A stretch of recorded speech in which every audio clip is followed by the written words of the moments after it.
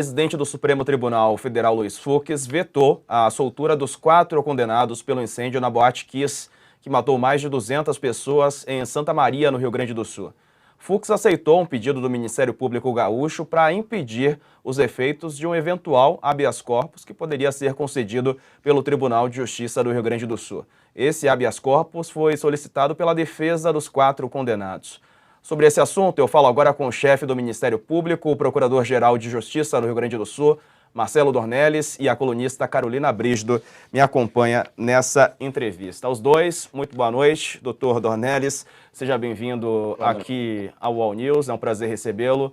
Bom, doutor, eu quero começar fazendo a primeira pergunta aqui para o senhor sobre esse assunto, né? O Ministério Público aí do Rio Grande do Sul entrando com essa ação, suspensão de liminar. Isso já foi feito em uma outra oportunidade, isso já aconteceu por parte do senhor, por algum colega aí do senhor. O senhor tem conhecimento disso ou é um fato inédito, doutor? Boa noite.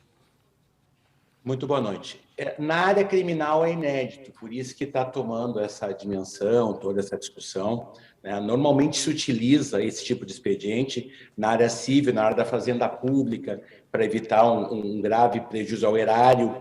Então, foi criada uma legislação que permite que o presidente do tribunal, em algumas circunstâncias dos estados, regional, federal, e no caso do Supremo Tribunal Federal, possa interferir diretamente e suspender uma liminar.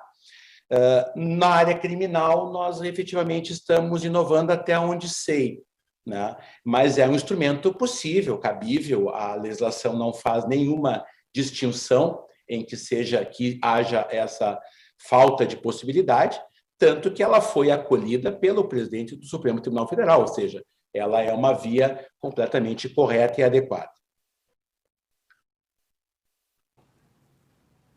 Eu fico à disposição, se vocês querem que eu vá discorrendo ou vocês Não, vamos repassar agora a palavra para a Carolina Brígido, ela pode fazer a próxima pergunta. Tudo bom, Carol? Boa noite. Boa noite, Diego, boa noite, procurador.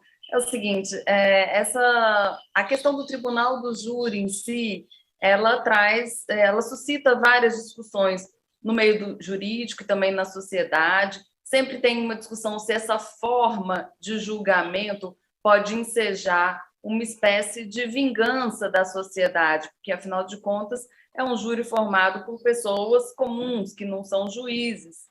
E eu queria saber do senhor se o senhor acha que essa forma de julgamento, o tribunal do júri, precisa ser repensada de alguma forma no Brasil, em outros países também, como instituto, independente desse julgamento da Boate Kiss ou não. O que o senhor acha dessa forma de julgar, que é o tribunal do júri? Não, eu acho que ela é adequada. Veja, nos Estados Unidos tudo é júri, todos os procedimentos cíveis, criminais são julgamento popular. É o exercício direto da soberania do povo sobre o seu poder de julgar. No caso do Brasil, ele é limitado aos crimes dolosos contra a vida, porque são os crimes diferenciados, são crimes que envolvem sentimentos, envolvem toda uma discussão, são crimes que têm uma motivação, às vezes, muito própria. Então, no Brasil, há mais de século que o júri popular é assim, vem sendo assim um instrumento efetivo de construção de decisões judiciais, de fazer justiça, e não tem a conotação da vingança, ao contrário. Tanto que o que vocês veem os advogados fazendo júri, todo aquele palco, toda aquela situação, tu não vê no procedimento normal, e é muito mais fácil um jurado se envolver com aquela teatralidade desnecessária do que um juiz, um desembargador, que não vai entrar nessa. Então, ele é um palco que se hoje, porque nós estamos tratando de condenação, aí vem o viés, a versão de vingança, quando é absolvição, eles adoram, aí não tem nada de vingança, é a democracia. Então, eu acho que essa discussão voltou, Carol, muito porque eles foram condenados, né? Porque tenho certeza que se tivesse sido absolvido ou desclassificado, estariam o mundo jurídico da defesa, os advogados, muito felizes com o tribunal do júri, né? Então, eu acho que tem muito a ver com o resultado. Então, o júri ocorre todos os dias, em todas as cidades do Brasil, e ninguém questiona isso, tá? Então, me parece assim que é um julgamento adequado, possível, é o exercício da justiça pelo próprio povo. Entendi. No meio jurídico, o juiz Orlando Facchini Neto ele foi criticado pela sentença e também pela dosimetria da pena, né? Teve muitas pessoas ligadas ao direito que disse que foi uma pena muito dura, considerando que se trata de um homicídio simples e também aquela tese do dolo eventual. O senhor acha que houve algum exagero na pena aplicada? Não, ao contrário, inclusive a pretensão do Ministério Público é recorrer para aumentar, porque nós não estamos tratando de um homicídio simples, nós estamos tratando de 242 homicídios e mais de 500 vítimas de tentativa de homicídio. Eu acho que o doutor Orlando foi muito correto, ele é um juiz preparado, é professor, tecnicamente muito bem, então acho até que ela foi adequada para menos. Então, inclusive, nós estamos avaliando a possibilidade de buscar o aumento, especialmente nas circunstâncias, especialmente dos donos da boate. Quando eu tenho falado, hoje eu falei para várias emissoras, e me permite, Carol, fazer esse diálogo contigo, toda a discussão vem das reclamações, elas vêm de advogados, tá? Quando vocês dizem juristas, e eu estou dizendo, tá? São advogados. Então, é uma versão. Se você pegar um jurista do Ministério Público, ele não vai pensar assim. Agora, o que acontece, né? Enquanto nós somos 690 promotores aqui, 16 mil no Brasil inteiro, são 1 milhão de advogados. Então, é muito mais fácil tu ter em quantidade uma versão, uma narrativa contra o júri que condenou, contra a pena, do que uma a favor, porque efetivamente o mundo jurídico ele é composto em quantidade de uma forma absurdamente superior por advogados. Agora, doutor, só uma questão aqui, porque eu li muitas colunas, análises sobre esse fato de ter sido decretada a prisão dos 4 condenados logo depois aí da condenação no Tribunal do Júri do Rio Grande do Sul. E essa decisão ter sido tomada pelo STF. Não houve ali um pulo de instância? Não era o STJ que teria que avaliar isso primeiramente? Não. Isso eu vi que muitos estão dizendo, e de novo eu retorno, não quero ser cansativo, é uma narrativa de defesa. Nós tivemos o quê? A decisão do juiz, aí a defesa foi ao Tribunal de Justiça, aí está tudo certo.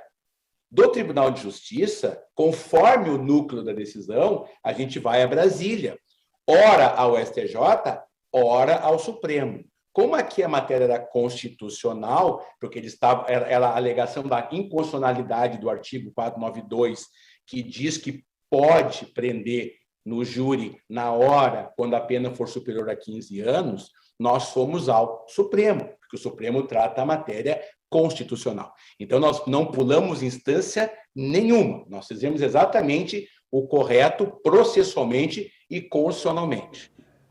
Doutor Marcelo, só que existe uma jurisprudência no STJ, segundo a qual essa prisão automática dos réus condenados pelo Tribunal do Júri, ela é inconstitucional. E no Supremo, por outro lado, o plenário do Supremo ainda não julgou se essa prisão automática dos réus ela pode acontecer ou se não pode acontecer. Ou seja, essa decisão do ministro Luiz Fux, de certa forma, ela contraria uma jurisprudência do STJ e também ela define, ele sozinho está definindo uma orientação que ainda não existe, uma orientação colegiada do Supremo Tribunal Federal. O senhor acha que isso ainda pode ter... em tese, ainda pode ter mudança, né, nesse entendimento, se o Supremo julgar isso no plenário. O senhor não acha complicado ter essa prisão automática desses réus dessa forma, contrariando o entendimento do STJ? Isso não causa uma insegurança jurídica? Não, primeiro que ela não é automática, tá? Eu tenho falado para várias pessoas, a prisão não é automática. A lei determina que, após a condenação com mais de 15 anos, o juiz avalie os requisitos da prisão preventiva, que foi o que ele fez. Então, não está correto dizer que é automática. Segundo lugar, o STJ diz que é constitucional. Opa, quem diz que quem trata da matéria constitucional não é o STJ, é o Supremo Tribunal Federal. Outra coisa, a jurisprudência são alguns acórdãos do STJ contrários a isso. Isso não impede, não tira a validade da lei. Ou seja, a lei que permite, ela está vigente. Então, só quem pode tirar a vigência dessa lei é o Supremo Tribunal Federal. Por que o presidente? Porque nesse tipo de cautelar de suspensão, A lei prevê que seja ao presidente. E o Supremo, em que pese, e com todo respeito, mesmo às decisões do STJ, o Supremo é o Tribunal Superior ao STJ. Então, nós não vemos, assim, nenhuma dificuldade, ao contrário, acho que foi um grande avanço, porque o histórico do Brasil é ter vários teses, recursos, sempre a favor dos condenados.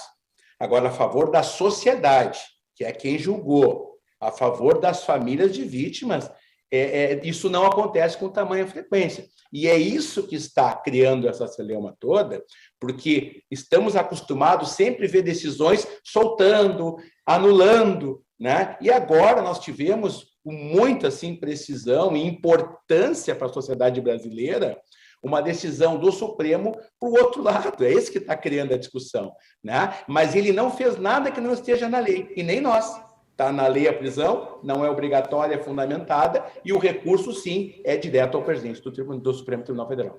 É uma discussão jurídica e tanto essa. Se tivéssemos mais tempo, com certeza continuaríamos aqui. Quero agradecer ao Procurador-Geral de Justiça do Rio Grande do Sul, Marcelo Dornelles. Doutor, muito obrigado por ter aí colocado um tempinho na sua agenda para atender aqui o UOL e o UOL News. Bom fim de semana para o senhor. Eu que agradeço, um espaço tão importante como o de vocês, que a gente possa, nesse diálogo, esclarecer vários pontos que são importantes para todos nós. Muito obrigado e estamos à disposição para outra oportunidade, se for preciso. Muito bom saber. Obrigado, doutor. Obrigado pela participação.